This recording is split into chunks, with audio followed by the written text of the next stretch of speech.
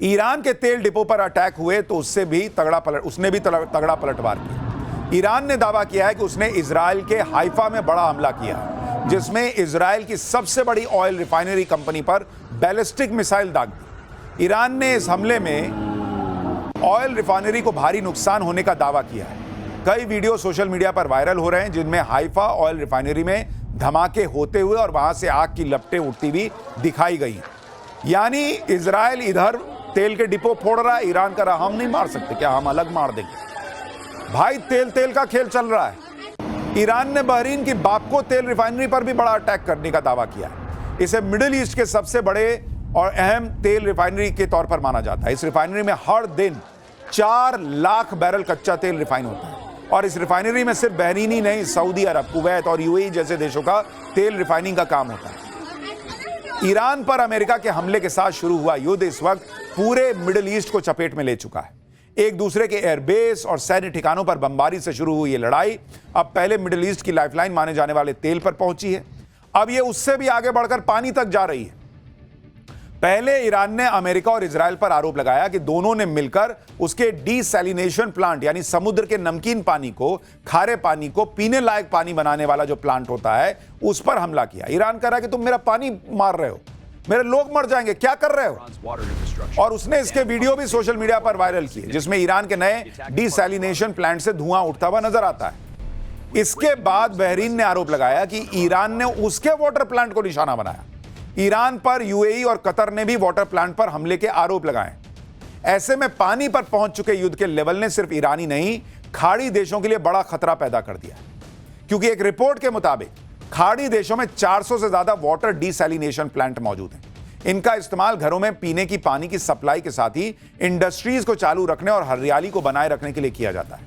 खाड़ी देश किस तरह पीने के पानी के लिए इन प्लांट पर निर्भर है उसे आप ऐसे समझ सकते हैं कि दुनिया भर में जितना वाटर डीसैलिनेशन प्लांट है उसका 60% हिस्सा खाड़ी देशों में। अलग अलग देशों की बात करें तो कुवैत का 90% पानी इन्हीं प्लांट से आता है। ओमान का करीब 86% पानी डीसैलिनेशन प्लांट से आता है, मतलब समुद्र का खारा पानी मीठा बना के ये लोग यूज करते हैं। सऊदी अरब में 70% पानी डीसैलिनेशन प्लांट में तैयार होता है। यूएई का 42% पानी डीसैलिनेशन प्लांट से आता है। ऐसे में अगर ये वाटर डीसैलिनेशन प्लांट्स पर हमले तेज हो गए तो करोड़ों लोग जो है ना वो मर जाएंगे पानी की कमी से। बॉस, हाहाकार मच जाएगा। अरे तेल नहीं मिला तो गाड़ी घर में बैठेगी, यही ना होगा। दूसरे चीजों पर असर पड़ेगा, महंगाई बढ़ेगी। पानी एक दिन नहीं मिलेगा तो आदमी मर जाएगा बॉस। और आप सोचिए क्या भयानक चीज चल रही है। उधर अमेरिका इनका पानी सुखा देना चाहता है, ईरान कह रहा तुम मेरा सुखा रहे हो, मैं इधर मार के तुमको बताता हूं मैं नहीं सुखा सकता क्या। वो ईरान को जो तकलीफ दी जा रही है वो इधर ट्रांसफर करता है ताकि लोगों को पता चले कि तुम जो मेरे साथ कर रहे हो वही मैं तुम्हारे साथ कर रहा हूं, तो कैसा महसूस हो रहा है। और अमेरिका जो कर रहा है, इजराइल जो कर रहा है कि आप पानी के प्लांट पर हमले कर रहे हो, जो आरोप लग रहा है, भाई ये तो टेररिज्म जैसा हो गया बॉस कि आप आम आदमी को मार दे रहे हो। चाह क्या रहे हो आप। भाई कोई आतंकी भी होता है वो भी तो यही बात कहता है ना कि उसका कोई मकसद है, उसको फर्क नहीं पड़ता कौन मर रहा है। अमेरिका क्या कर रहा है फिर। ये टेररिज्म नहीं है क्या? क्योंकि तुम देश हो, कोई ऑर्गेनाइजेशन नहीं हो तो तुम जो चाहे कर सकते हो। जानकार कह रहे हैं कि अगर सऊदी अरब के जुबैल डीसैलिनेशन प्लांट को हमले में गंभीर नुकसान पहुंचा तो राजधानी रियाद को 1 हफ्ते के अंदर खाली करना पड़ सकता है बॉस। इस सब के बीच इजराइल ने अब ऐसा हथियार निकाला है जिससे भयंकर तबाही मच सकती है। ह्यूमन राइट्स ऑर्गेनाइजेशन ने आरोप लगाया है कि 3 मार्च को इजराइल की सेना ने दक्षिणी लेबनान के एक गांव पर व्हाइट फास्फोरस बम से हमला किया है। इस दावे की पुष्टि के लिए संस्था ने एक तस्वीर जारी की जिसमें हमले वाले इलाके में सफेद रंग का धुआं आसमान में उठता दिख रहा है।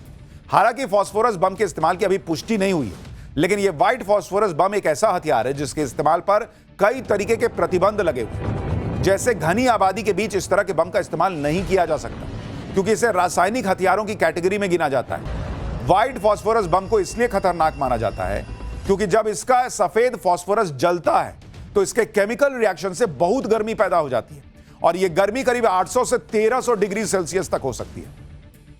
इस गर्मी से इलाके के इंसान, जानवर, पेड़ पौधे सब जलकर राख हो जाते हैं बॉस। व्हाइट फास्फोरस बम सफेद फास्फोरस और रबर को मिलाकर तैयार होता है जो ऑक्सीजन के संपर्क में आते ही आग पकड़ लेता है। और इतना भयंकर होती है यह आग कि इसे पानी से बुझाना मुश्किल हो जाता है। जब तक इलाके में ऑक्सीजन या बम में मौजूद व्हाइट फास्फोरस खत्म नहीं हो जाता, तब तक तबाही मचाता रहता है। सफेद फास्फोरस इंसान के शरीर या जमीन या किसी चीज पर चिपकने के बाद बेहद खतरनाक रूप से जलता है। यह इंसान की बॉडी के टिश्यू के अंदर चला जा सकता है, हड्डियों को गला सकता है। इसके संपर्क में आने वाली व्यक्ति की जान का बचना नामुमकिन माना जाता है। इजराइल ने साल 2009 में यह माना था कि उसने गाजा पट्टी पर हमले के दौरान इस बम का इस्तेमाल किया था। अब आरोप लग रहा है कि ऐसा ही बम फिर इस्तेमाल किया इजराइल ने। साल 1977 के जिनेवा कन्वेंशन में व्हाइट फास्फोरस बम के इस्तेमाल पर प्रतिबंध लगाया जा चुका था और 1997 में यह तय हुआ था कि अगर रिहायशी इलाकों में इसका इस्तेमाल किया गया तो इसे केमिकल वेपन माना जाएगा। रूस ने भी इस कन्वेंशन पर साइन किए हुए, इसलिए इजराइल पर व्हाइट फास्फोरस बम के इस्तेमाल के आरोप पर रूस भड़क गया। रूस के सरकारी टीवी के दिए एक इंटरव्यू में क्रेमलिन के प्रवक्ता ने कहा कि आज के दौर में दुनिया ने वो सब खो दिया है जिसे अंतरराष्ट्रीय कानून कहा जाता था। उन्होंने सवाल उठाया कि जब कानून का कोई वजूद ही नहीं बचा तो भला किसी से इन नियमों और सिद्धांतों को मानने के लिए कैसे कहा जा सकता है। यही नहीं, रूस ने अब राष्ट्रपति पुतिन के उस पुराने प्रस्ताव को आगे बढ़ाया है जिसमें संयुक्त राष्ट्र सुरक्षा परिषद के 5 स्थायी देशों की इस तरह के मुद्दों पर बैठक बुलाने की सलाह दी गई थी।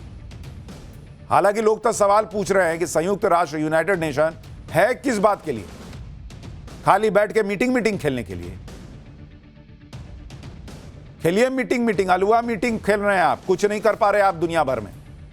अमेरिका का जहां मन वहां मार दे रहा। क्या कर रहा है यूनाइटेड नेशन, बताइए जरा। WHO ने क्या कर लिया था चीन के खिलाफ? किस बात की ये संस्थाएं? कुछ नहीं। बड़ा बड़ा बिल्डिंग बनाओ, बैठो उसमें, एसी में रहो, बड़ी बड़ी गाड़ियों में घूमो। अरे हम यूनाइटेड नेशंस में काम करते हैं, अरे हम WHO में काम करते। क्या हो काम, ये तो बताओ। एक युद्ध तुमसे नहीं रुकता।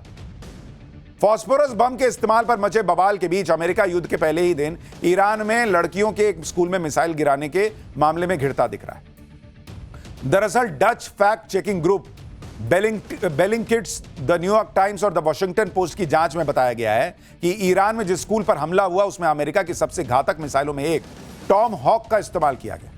ईरान ने इस हमले से जुड़ा एक वीडियो भी जारी किया है। दावा किया जा रहा है कि इस वीडियो में भी इसी तरह की मिसाइल यानी टॉमहॉक मिसाइल स्कूल के ऊपर गिरती दिख रही है और एक्सपर्ट्स का दावा है कि युद्ध में शामिल देशों में सिर्फ अमेरिका के पास ही इस तरह की मिसाइल है। जबकि अब तक ट्रंप ईरान के स्कूल के लिए इजराइल को जिम्मेदार ठहराने की कोशिश कर रहे थे और इजराइल इसके लिए ईरान को जिम्मेदार बता रहे थे। आप सोचिए कि छोटे छोटे 160 बच्चे मर गए। अमेरिका कहता है इजराइल से पूछो, वही मारा है। इजराइल कहता है ईरान खुद मार लिया है। और वहां जांच रिपोर्ट कह रही है कि अमेरिका का बम दिख रहा है। आप सोचिए कैसा देश है बॉस। बच्चे मार दे रहा है, पानी के सोर्स पर अटैक कर दे रहा है। हालांकि आरोप सिर्फ अमेरिका इजराइल पर ही नहीं लग रहे, आरोप ईरान पर भी विवादों में रहे क्लस्टर बम के इस्तेमाल का लग रहा है। ईरान की तरफ से दागे गए इन क्लस्टर बॉम्ब्स में तेल अवीव में हो रहे धमाकों के कई वीडियो सोशल मीडिया पर वायरल है। क्लस्टर बम का इस्तेमाल भी विवादित है, यह याद रखिए। तो इधर से भी वो हो रहा है, सारी नियमों कायदों ह्यूमन राइट्स सबकी धज्जियां उड़ा के चल रहा है, उधर से ईरान भी वही कर रहा है।